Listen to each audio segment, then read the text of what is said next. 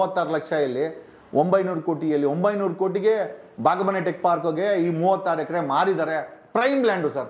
ಆ Yelahanka police station ಇದೆಯಲ್ಲ ಅದು ಹಿಂದ್ಗಡೆ ಪ್ರೈಮ್ ಲ್ಯಾಂಡ್ ಇಲ್ವಾ?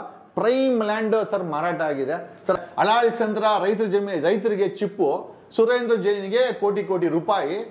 MLA Vishwanath Yelahanka, Yediyurappa, Karunakar Reddy and others ನಾನು ಕಂಪ್ಲೇಂಟ್ ಕೊಟ್ಟಿದ್ದೀನಿ.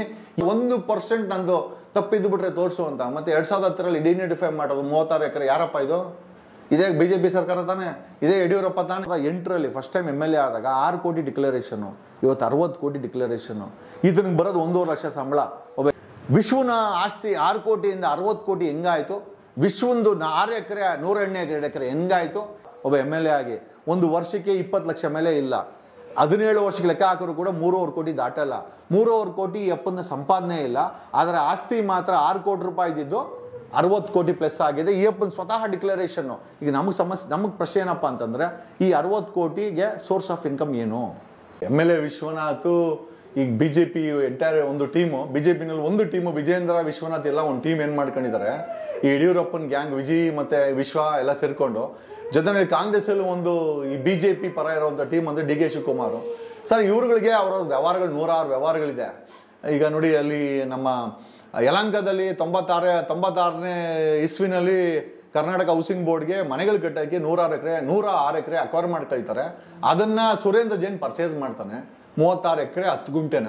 ಅದನ್ನು 2010ರಲ್ಲಿ MLA Vishwanath Yelahanka MLA ಆಗಿರ್ಬೇಕಾರೆ, ಯಡಿಯೂರಪ್ಪನ CM ಆಗಿರ್ಬೇಕಾರೆ, Karunakar Reddy ಕಂದಾಯ ಮಿನಿಸ್ಟರ್ ಆಗಿರ್ಬೇಕಾರೆ ಡಿನೋಟಿಫೈ ಮಾಡ್ಕೊಡ್ತಾರೆ. ಅಕ್ವೈರ್ ಮಾಡ್ಕೊಳ್ಳೋದು ಬಡವ್ರಿಗೆ ಮನೆ ಕಟ್ಕೊಡ್ತೀವಿ ಅಂತ, ಡಿನೋಟಿಫೈ ಮಾಡ್ಕೊಡೋದು ಸುರೇಂದ್ರ ಜೈನ್ಗೆ.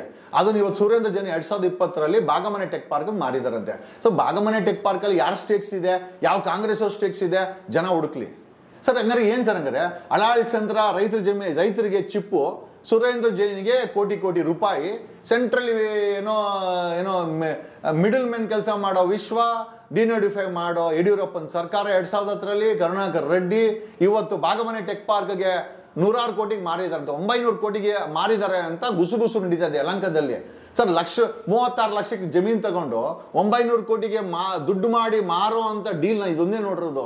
ಈ ವಿಶ್ವ ಹೇಳ್ತಾನಲ್ಲ ಮನೆ ಏನೋ ಧರ್ಮಸ್ಥಳಕ್ಕೆ 400 ಗಾಡಿ ಸರ್. 400 ಗಾಡಿಗೂ ಮತ್ತು ಈ ಡೀಲ್ಗೂ, ಇಂಥ ಡೀಲ್ಗಳಿಗೆ ವಿಶ್ವನಿಗೂ ಅವ್ರಿಗೂ ಲಿಂಕ್ ಏನಿಲ್ವಾ?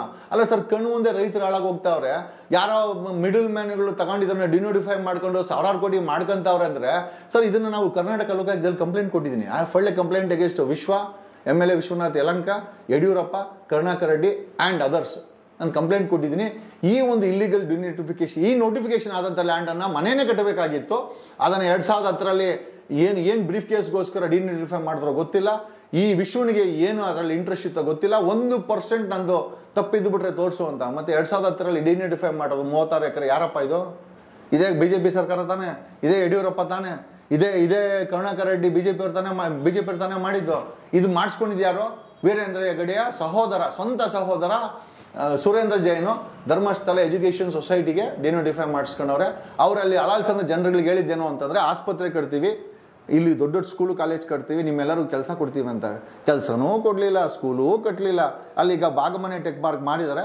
ಅಲ್ಲಿ ಇವಾಗ ಯಾವುದಾದ್ರೂ ಸಾಫ್ಟ್ವೇರ್ ಕಂಪ್ನಿಗೆ ಅಲ್ಲಿ ಮಾರಾಟ ಮಾಡಿ ರೈತರ ಬೆಲೆ ಬೆಳೀತದ ಜಮೀನು ಲಕ್ಷ ರೂಪಾಯಿಗೆ ತಗೊಂಡಂಥದ್ದು ಇವತ್ತು 1000 ಕೋಟಿ ಟೆಕ್ ಪಾರ್ಕ್ ಬಂದು ಇದನ್ನ ನಾವು ಅಭಿವೃದ್ಧಿ ಅಂತ ಹೇಳ್ಬೇಕಾ, ಅಕ್ರಮ ಅಂತ ಹೇಳ್ಬೇಕಾ, ಅಥವಾ ಭ್ರಷ್ಟಾಚಾರ ಅಂತ ಹೇಳ್ಬೇಕಾ, ಅಥವಾ ಸರ್ಕಾರದಲ್ಲಿ ಕೂತಿರೋರು ರೈತರಿಗೆ ಚಿಪ್ಪನ್ನ ಕೊಟ್ಟು ಇಲ್ಲಿ ಈ ರೀತಿ ದಂಧೆ ಮಾಡುವಂಥ ವ್ಯವಹಾರಕ್ಕೆ MLA ಒಬ್ಬ CM ಜೊತೆಯಲ್ಲಿ ಧರ್ಮಸ್ಥಳದ ಹೆಸರು. ಈಗ ಧರ್ಮಸ್ಥಳದ ಹೆಸರು ನಾವು ತಂದಿಲ್ಲ, ಧರ್ಮಸ್ಥಳದ ಹೆಸರು ಯಲಹಂಕಕ್ಕೆ ಹೆಂಗೆ ಬಂತು ಅಂತ ಸುರೇಂದ್ರ ಜೈನ್ ಹೇಳ್ಬೇಕು ಸರ್. ಈಗ ಇವ್ರು ಹೇಳ್ತಾರೆ ಧರ್ಮಸ್ಥಳದ ಕೆಸ್ಗೆ ಕೆಡಿಸ್ತೀವಿ ಅಂತ. ಸರ್, ಉಂಡಿ ಕಾಸನ್ನು ತಗೊಂಬಂದು ಯಾಕೆ ಸರ್ ಅಕ್ರಮವಾಗಿ ಅಲ್ಲ ಸರ್, ನೋಟಿಫಿಕೇಶನ್ ಆಗಿರೋ ಲ್ಯಾಂಡನ್ನು ಯಾರು ತಗೊಳ್ತಾರ? ಒಂದು ಸತಿ ಸರ್ಕಾರ ಇದು ನನ್ನ ಜಾಗ ಅಂತ ನೋಟಿಫಿಕೇಶನ್ ಮಾಡಿದ ಮೇಲೆ ಅದನ್ನು ನೀವು ಪರ್ಚೇಸ್ ಮಾಡ್ತೀವಿ ಅಂತಂದರೆ ಈ ದೇಶದ ಸಂವಿಧಾನಕ್ಕೆ, ಸರ್ಕಾರಕ್ಕೆ, ವ್ಯವಸ್ಥೆಗೆ ವಿರುದ್ಧವಾಗಿ ಸುರೇಂದ್ರ ಜೈನ್ ತಗೊಂಡಿಲ್ವ? ಹಂಗಾರೆ ಅದನ್ನು ನಾವೇ ಹೆಸರು ಕೆಡಿಸ್ತಾ ಇದ್ದೇವಾ? ಅಥವಾ ಉಂಡಿ ಕಾಸನ್ನು ತಗೊಂಬಂದಿಲ್ಲಿ ಅವರೇ ಹೆಸರು ಕೆಡಿಸ್ಕೊತಾ ಇದ್ದಾರಾ? ಅವ್ಯವಹಾರ ಮಾಡಿ ಅವ್ಯವಹಾರ ಅಲ್ವಾ ಸರ್ ಇದು? 36 ಎಕರೆ 10 ಗುಂಟೆ ತೊಗೊಂಡಿದ್ವಿ, ಅವ್ಯವಹಾರ ಅಲ್ವಾ? ಕೊಡಿಸಿದ್ದು ಇವ್ರುಗಳೇ, ವಿಶ್ವನಾಥ್ ಅಂತವ್ರೆ ಕೊಡಿಸಿದ್ದು, ಡಿನೋಟಿಫೈ ಮಾಡಿಸ್ಕೊಟ್ಟಿದ್ದೀವ್ರೆ. ಅದನ್ನು ಮಾಡಿಸ್ಕೊಟ್ಟಿರೋದು ಇವತ್ತು ಬಾಗಮನೆ ಟೆಕ್ ಪಾರ್ಕ್ ಯಾರೋ ಕಾಂಗ್ರೆಸ್ ಹೊರದಂತೆ. ನೋಡಿ ಸಂಬಂಧ ಹೆಂಗಿದೆ BJPದು ಕಾಂಗ್ರೆಸ್ದು. ಯಾರು ಹೇಳಿದ್ರು ನನಗೆ ಬಾಗಮನೆ ಟೆಕ್ ಪಾರ್ಕ್ ಬಿಲಾಂಗ್ಸ್ ಟು, ಅದರಲ್ಲಿ ಸ್ಟೇಕ್ಸು ಕಾಂಗ್ರೆಸ್ ಅವ್ರದ್ದು ಇದೆ ಅಂತಂದ್ರು. ನನಗೆ ಗೊತ್ತಿಲ್ಲ. Once again, this has to be investigated, sir. 36 lakh ಎಲ್ಲಿ ಸರ್?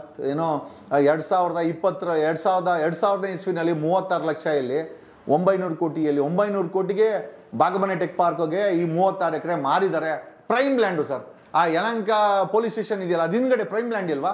ಪ್ರೈಮ್ ಲ್ಯಾಂಡ್ ಸರ್ ಮಾರಾಟ ಆಗಿದೆ ಸರ್. ಅಲ್ಲಿ ಹೌಸಿಂಗ್ ಬೋರ್ಡ್ ಅಕ್ವೈರ್ ಮಾಡ್ಕೊಂಡಿದ್ದು ಮನೆಗಳು ಕಟ್ಟಕ್ಕೆ ಬಡವರಿಗೆ ಕಟ್ಟಿದ್ರ ಸರ್ ಇವರು.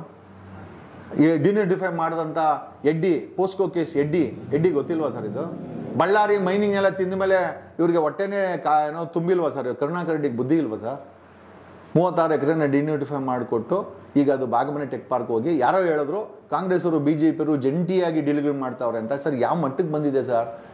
BJP ಕಾಂಗ್ರೆಸ್ಗಳು ಸರ್ ಈ ರಿಯಲ್ ಎಸ್ಟೇಟ್ ವ್ಯವಹಾರಗಳು ಮಾಡ್ಕೊಂಡು ನಮ್ಮಂಥವ್ರ ಮೇಲೆ ಸುಳ್ಳು FIR ಹಾಕೋದು, ಅಲ್ಲೇನೋ ಕೊಲೆಗಳು ಹಾಕಿದ್ರೆ SIT ಮಾಡಿಸಿದ್ರೆ ಅವ್ರಿಗೆ ಗೂಬೆ ಕುಣಿಸೋದು, SIT ಅವ್ರ ಕೈ ಕಟ್ಟ ಹಾಕೋದು, ಪೊಲೀಸವ್ರು ಮನೆ ತಗೊಟ್ಟು ಬಾಗಿಲು ಓಡಿಸೋದು, ನಮ್ಮ ನಾಯಿಗಳಿಗೆ ವಿಷ ಹಾಕೋದು, ಏನೋ ದೊಡ್ಡ ಟೆರರಿಸ್ಟ್ ಥರ ಬಂದು ಮನೆ ಬಾಗಿಲಿಗೆ ಕರ್ಕೊಂಡು ಹೋಗೋದು. ಎಷ್ಟು ಮಟ್ಟಿಗೆ ನ್ಯಾಯ ಸರ್?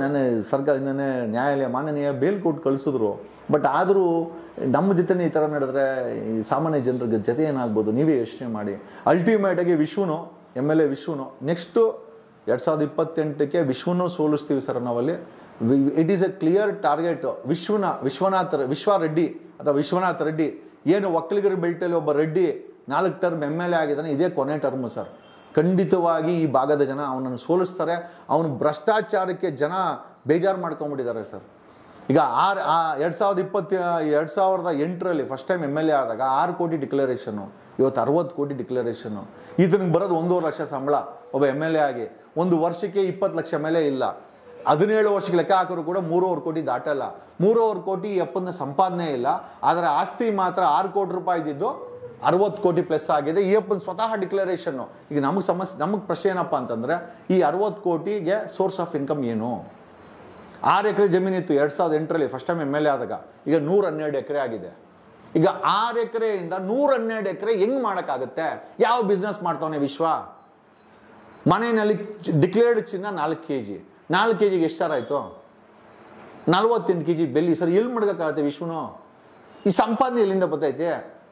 ಮೊನ್ನೆ 400 ಗಾಡಿ ತಗೊಂಡವನು 25,000 ರೂಪಾಯಿ ಒಂದು ಗಾಡಿಗೆ ಖರ್ಚು ವೆಚ್ಚ ತಿಂಡಿ ಉಂಡಿ ಎಲ್ಲ ಅನ್ಕೊಂಡ್ರು ಕೂಡ ಸರ್ 400 ಗಾಡಿಗೆ 1 ಕೋಟಿ ರೂಪಾಯಿ ಆಗುತ್ತೆ. 1.5 ಲಕ್ಷ ಸಂಬಳ ಬರೋ ಅಂತ MLAಗೆ ಸರ್ 1 ಕೋಟಿ ರೂಪಾಯಿ ಫಂಡಿಂಗ್ ಯಾರು ಮಾಡಿದ್ರು? ಈ 400 ಗಾಡಿ ತಗೊಳೋಕೆ ಯಾವ ಮಾಫಿಯಾ ಮಾಡ್ತಾವ್ರೆ?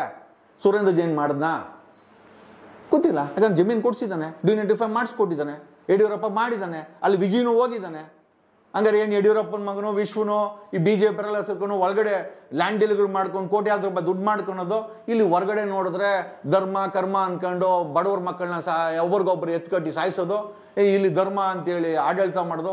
ನಮ್ಮ ಹಿಂದೂ ಧರ್ಮದ ಹೆಣ್ಮಕ್ಳು ಸತ್ತೋಗಿದ್ರೆ ಅದಕ್ಕೆ ಮಣ್ಣು ಹಾಕಕ್ಕೆ ಹೋಗ್ತಾವ್ರೆ ಸರ್. ನಾವು ಏನು ಹೇಳ್ಬೇಕು ಇದ್ರ ಬಗ್ಗೆ? ಆಮೇಲೆ ನಾವೇನೋ ಪ್ರಶ್ನೆ ಮಾಡಿದ್ರೆ ನಮ್ಮಲ್ಲಿ ಬೆಲ್ಟ್ ಅಂಗಡಿಲಿ ಒಂದು ಸುಳ್ಳು ಕೇಸು, ಇಲ್ಲೊಂದು ಸುಳ್ಳು ಕೇಸು. ಏನು ಪುಕ್ಲ ಅವನು?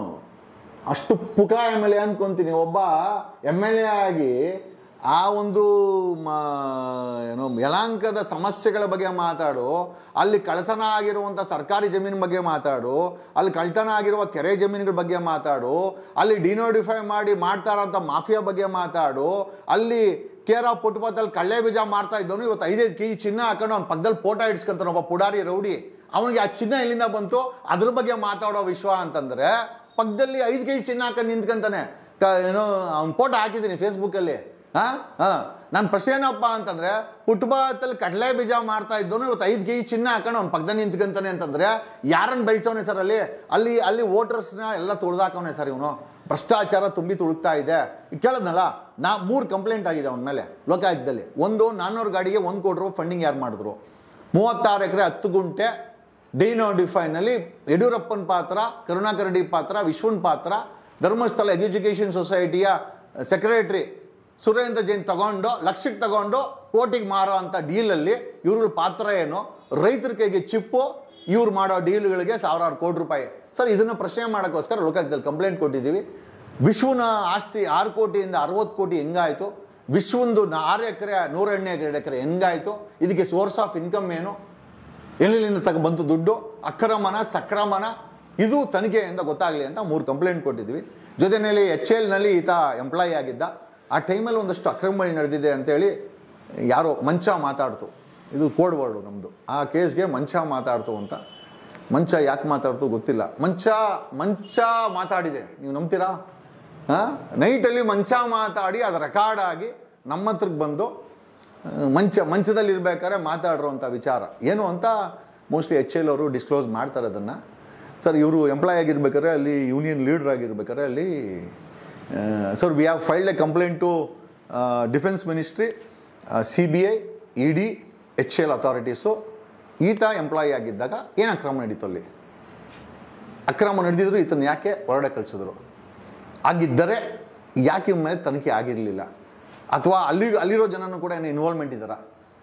ಮೊದಲೇ ಅಕ್ರಮ ಆಗಿದೆಯಾ ಇಲ್ಲ ಮೊದಲನೇ ಪ್ರಶ್ನೆ. ಆಮೇಲೆ ಇದಕ್ಕಿದ್ದಂಗೆ HLನ ಬಿಟ್ಟು ರಾಜಕೀಯಕ್ಕೆ ಮತ್ತು ರಿಯಲ್ ಎಸ್ಟೇಟ್ ಬರೋಕ್ಕೆ ಏನು ಪ್ರೇರೇಪಣೆ? ಫಂಡಿಂಗ್ ಎಲ್ಲಿಂದ ಬಂತು ಈತನಿಗೆ? ಯಲಹಂಕದಲ್ಲಿ MLA ಆಗಿ ಮುಂಚೆ ರಿಯಲ್ ಎಸ್ಟೇಟ್ ಆಫೀಸ್ ಓಪನ್ ಮಾಡೋಕ್ಕೆ ದುಡ್ಡು ಎಲ್ಲಿಂದ ಬಂತು? ಆ ಐಷಾರಾಮಿ ಜೀವನ ಎಲ್ಲಿಂದ ಬಂತು? ಸೊ ಇದ್ರ ಬಗ್ಗೆನೂ ಕೂಡ ತನಿಖೆ ಆಗಬೇಕಾಗಿದೆ ಸರ್. MLA ಆದಮೇಲೆ 60 ಕೋಟಿ ಹೆಂಗಾಯಿತು ಅಂತ, MLA ಆಗಿ ಮುಂಚೆ HLಯಿಂದ ಬದಲಾವಣೆ ಜೀವನ ಆರ್ಥಿಕವಾಗಿ, ಇದಕ್ಕೆ ಸೋರ್ಸ್ ಆಫ್ ಇನ್ಕಮನ್ನು ಹುಡುಕ್ಸ್ಬೇಕಾಗಿದೆ. ಹುಡುಕ್ಸ್ತಾ ಇದ್ದೀವಿ.